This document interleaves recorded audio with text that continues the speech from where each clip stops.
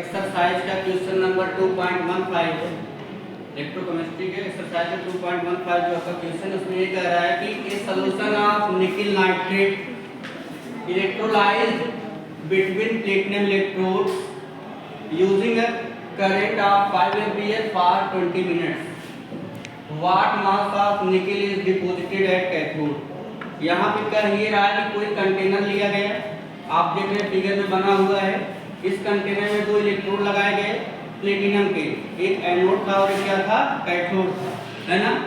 इसके बाद इन्हीं दोनों इलेक्ट्रोड के बिटवीन में वही निकिल नाइट्रेट का सॉल्यूशन फिल कर दिया गया।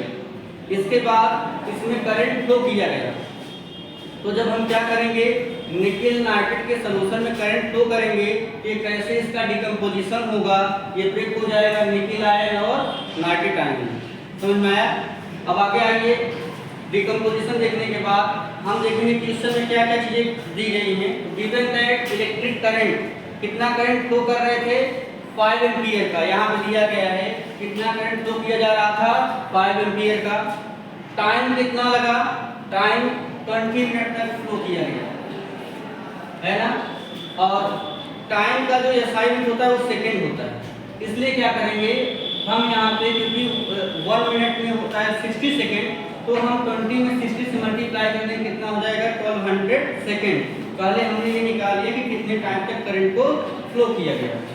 अब आगे देखिएगा, वी नो दैट, हमें पहले से पता है charge Q equal to electric current into time, तो Q equal to I into T होता है। कितना करंट फ्लो किया गया, 5 एम्पीयर, जहाँ पे I था वहाँ पे 5 रख दिए, और टाइम कितना था 1200 सेकेंड, इसको रख दिए। दोनों का मल्टीप्लिकेशन किए, 12 5 60, 00 बढ़ा करके एम्पीयर इनटू सेकंड को बोलते हैं कूलाम। तो कितना चार्ज फ्लो किया गया, 6000 कूलाम।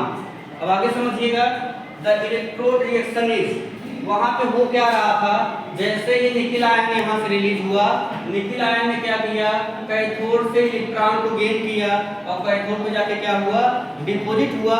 लेकिन कितना डिपॉजिट हुआ वही हमें बताना है। तो देखिए केमिकल रिएक्शन क्या हुआ, निकिल आयन ने 2 इलेक्ट्रॉन गेन किया कैथोड से और उसी पे जाके डिपॉजिट हो गया निकिल के फॉर्म में। और 1 मोल निकिल का जो मास होता है कितना होता है, 58.7 ग्राम। तो 1 मोल निकिल के डिपॉजिट होने के लिए कितना चार्ज चाहिए, 2 फैराड, क्योंकि 2 मोल इलेक्ट्रॉन यूज हुए हैं, इसलिए जो करंट चाहिए वो कितना चाहिए, 2 फैराड। और 1 फैराड कितना होता है, 96,500 कूलम। तो आफ्टर फ्लोइंग 2 फैराडे और 2 into 96,500 coulomb charge produce nickel 58.7 ग्राम।